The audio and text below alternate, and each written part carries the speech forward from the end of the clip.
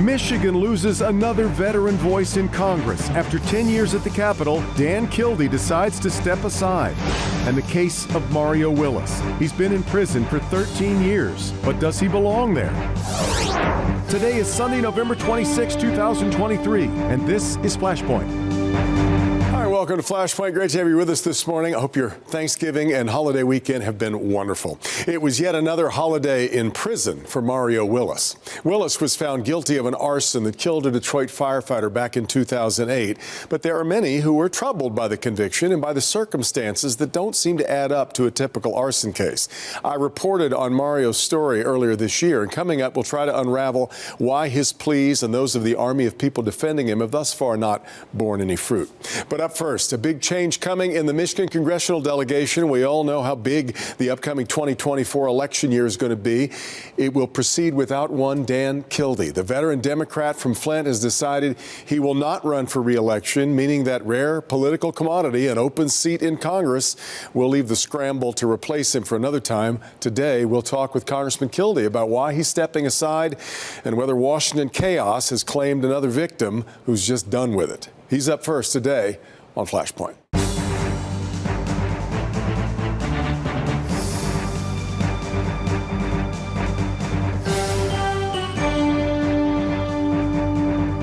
All right, to get started this morning, quick change of venue so that we've got the time and space to talk with Michigan Congressman Dan Kildee, who 2 weeks ago announced he would not be seeking another term in Congress.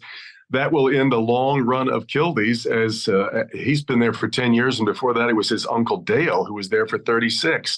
And Congressman Dan Kildee joins me this morning on Flashpoint. Dan, really good to have you here. Thanks so much for the time. Thanks, Devin. Good to be with you. Tell me a little bit about the decision that went into this, where you've had a very, everybody knew that you were going through a cancer fight, but you're cancer-free now. Seem to have an A+ on your report card going forward. So talk about what went into this decision. Well, first, thanks for having me on. And, it was a tough decision for sure. But when I was diagnosed back in March with this cancer and then had pretty significant surgery in April, it gave me a chance to reflect a little bit about how I spend my time and what I want to do with the next years of my productive work life. Add to that the fact that when my wife and I sat down back in 2011 to talk about me doing this, we had it in our heads that I'd do it for a decade or so, and then we'd make a decision every 2 years. I never had it in my mind, Devin, despite the fact that my uncle did spend 36 years here, I never had it in my mind that I would follow that path. I wanted to do this work. I felt like there was an opportunity for me to make a contribution in Congress, but not something that I'll do for the rest of my life. And so it made the decision easy to no longer say goodbye to my wife and my friends and family every Monday and say, I'll see you on Friday. I'll be a full-time Michigander, and I'm really looking forward to that. Well, the pressures, you say easy. The pressures are many, I sense, because John Selleck called this an earthquake in Michigan politics. It, of course, means leaving a seat that I believe the Cook report immediately moved it to a toss-up from likely Democrat when you decided to change, because it was one of the seats that changed in redistricting. But also, Congressman, right now you're on the Ways and Means Committee, you're on the Budget Committee, you've worked a lot on water and infrastructure. You come from Flint, which is, of course, kind of the epicenter of that problem in America. You've worked a lot on PFAS. I mean, there's a bunch on your plate in front of you. I imagine there's some people there's a sense of responsibility, right, around all of that. For sure. And, the thing that I've come to conclude is that there's never a good time to leave. Yeah. That means there's never the wrong time to leave. Our work is always incomplete in the United States Congress. It's just the nature of the work. New issues come up all the time. But, there's another thing that I've come to understand, and a lot of politicians, I suppose, try to pretend otherwise. Every one of us can be replaced. Every one of us, can have somebody follow us and do a really good job. We tend to try to create the image that only we can do this work, that, as maybe the former president once said, only I can fix it. It's just not true. People who come to the Congress with different life experiences can apply those experiences and their talents, and they can get stuff done. I did, and it will be 12 years that I will have served in Congress. I can look back at some accomplishments, and I'm really happy about that. There's never a good time, and there's never a wrong time to leave. Well, let me ask you then about how much of this was, it had to be tempting also sometimes to just throw up your hands. You have been very open about your experiences on January 6th. You were stuck in the gallery that day with the protesters banging on the doors. And I know that was very, very difficult for you to deal with. And also just a lot of us who are not in Congress kind of roll our eyes and wonder how in the world can anybody put up with that craziness for as long as you have. Is any of this out of frustration with the way things have gone in Congress? Yeah, it's clearly part of my calculation. I've been around Congress for a decade. I've seen it change just in those short years. The coarsening of political conversation in this country is pretty dramatic. But also, I go back a long ways. I was first elected to public office here in my hometown of Flint in 1977. I was 18 years old, and I've been a part of the sort of political leadership for a long, long time, and have been witness to a dramatic change in the way we talk to one another in political space. So that backdrop clearly contributes to the question that we raise in our minds. Do I want to keep making these personal sacrifices and ask my family to do the same in order to be a part of a political system that clearly is going to take a long time to mend and a long time to fix? I want to continue to play a role in that from the outside as a former member of Congress, using my voice and my experience to try to change the political tone, but I'm going to do it from home. Yeah.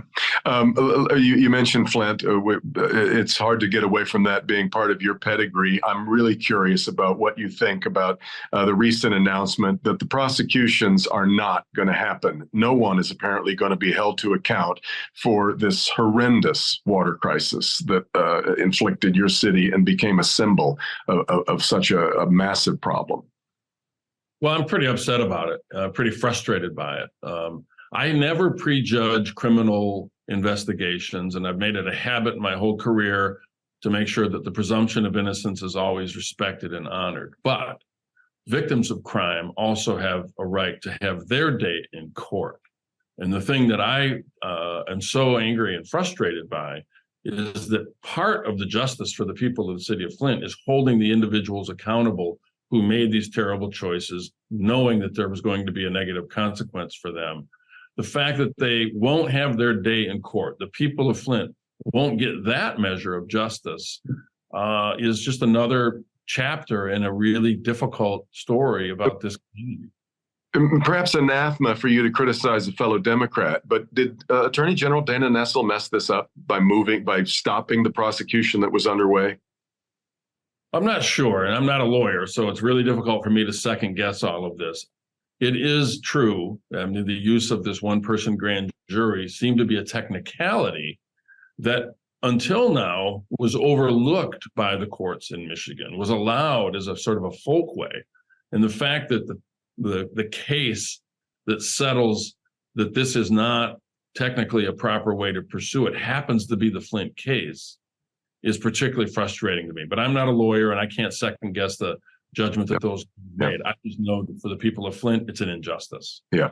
Lastly, Congressman, Democrats had another pretty good election day the last time around, but we also look at the polls, and if you believe the polls, Joe Biden is in trouble, not just in Michigan, but nationally against Donald Trump, despite all of the indictments and cases hanging out over the former president. I'm curious about your outlook for Democrats as we move into 2024, which will, of course, be without Dan Kildee. Yeah. Well, I think we have our work cut out for us. I think we can do well. We can take back the U.S. House for sure. I'm confident that a Democrat will win the seat that I'm leaving behind. And I'm also confident that the president will win. Joe Biden was behind in the last election as well. In fact, he wasn't even doing well in the Democratic primaries until he went to South Carolina, had a big win, and things changed. Our job, I think, speaking for the Democratic Party, is to make sure that people understand that some of the good economic news that clearly is a part of the story the increasing number of manufacturing jobs, the new investments that are taking place, that's because of intentional policies that Democrats and President Biden put in place. When it comes down to the election, it's going to be kitchen table issues that will decide the outcome. And I think that will bear well for President Biden. Congressman Dan Kildee, so appreciate the time as always on Flashpoint. Good to talk to you. And you've got another year to go, so I know we'll talk again. Absolutely. Thank you. Thanks so much. We're going to take a quick break. We come back. The case of Mario Willis. This is Flashpoint on Local 4.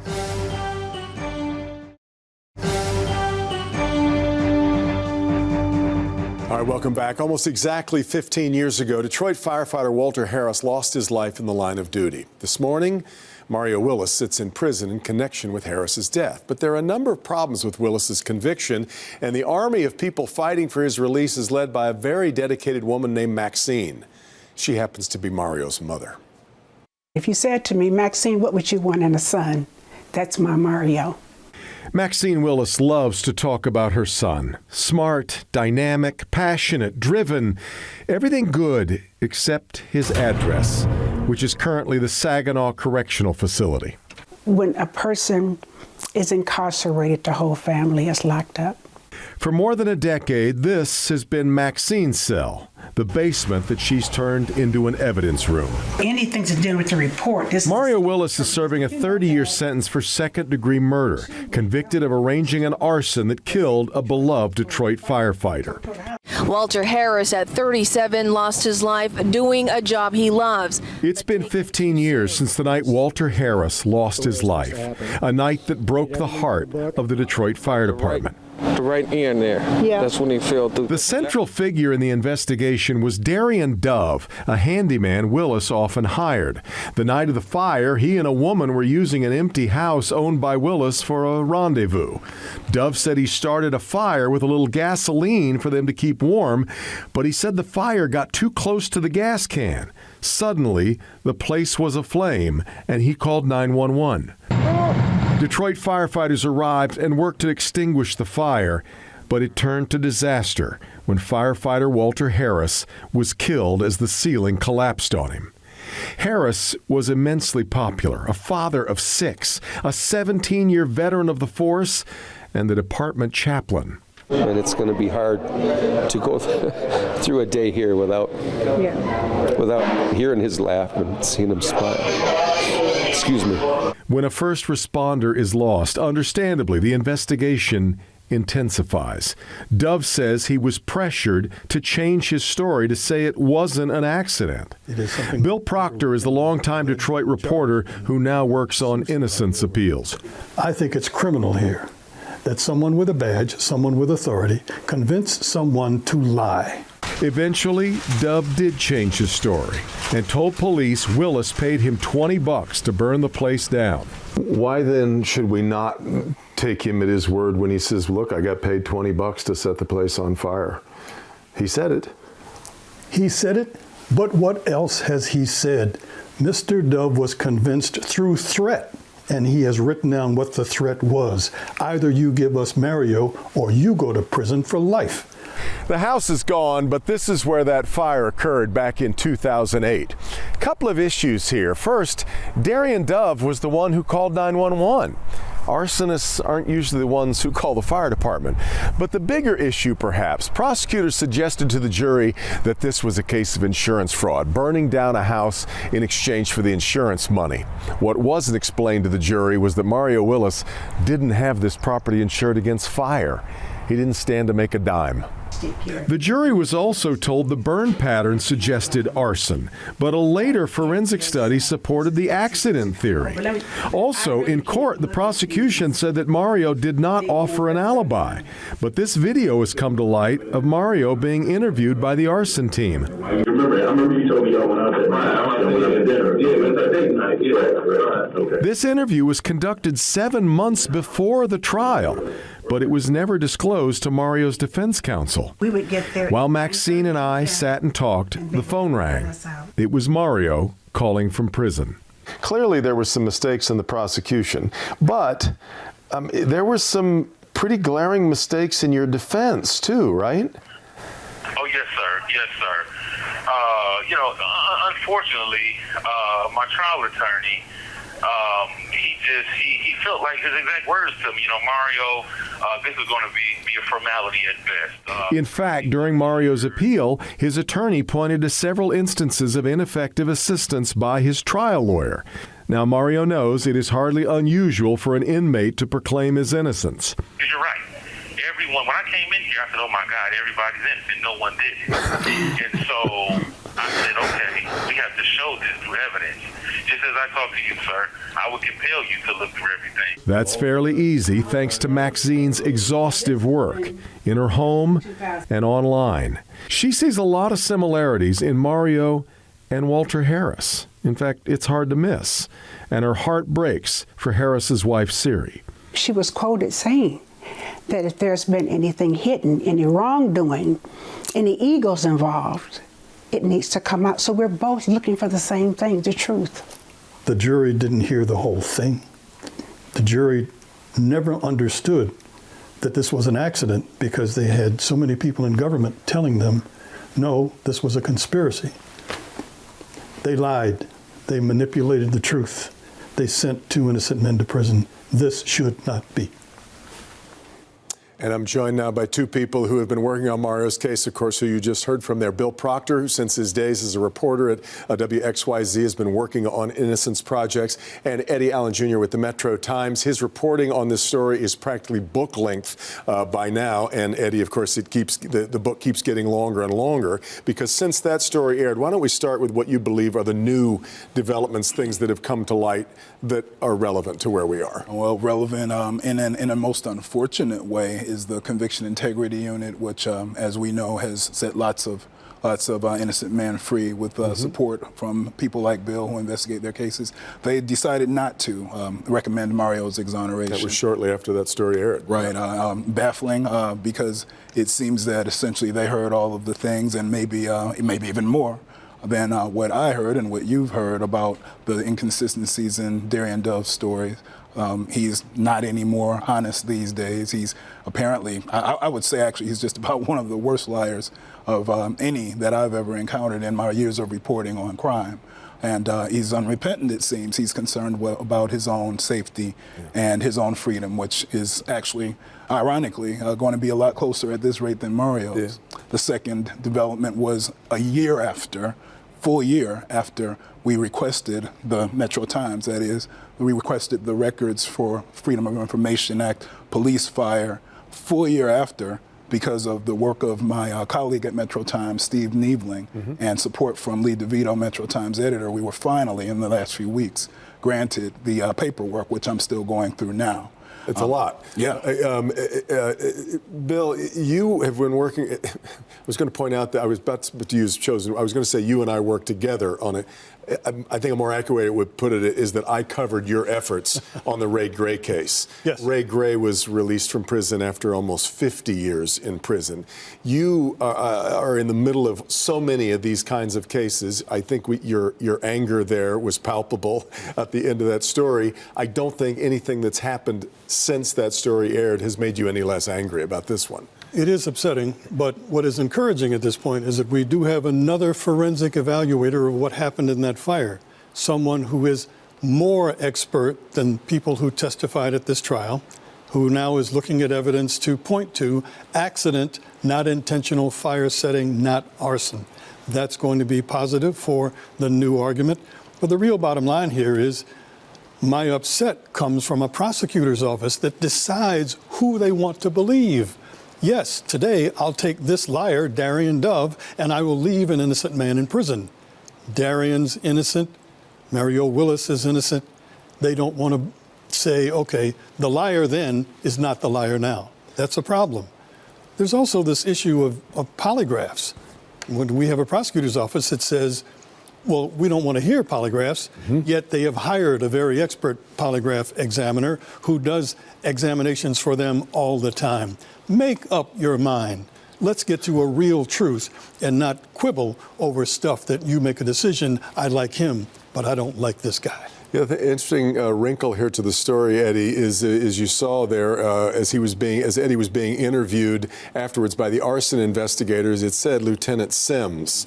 That would now be Commissioner, the new fire chief of the city of Detroit, Charles Sims, who you and I both tried to interview, and they've declined. And who gave you the courtesy of at least a formal you didn't no even get comment of some sort. You didn't even get a decline, right? Yes, right. yes. He's been.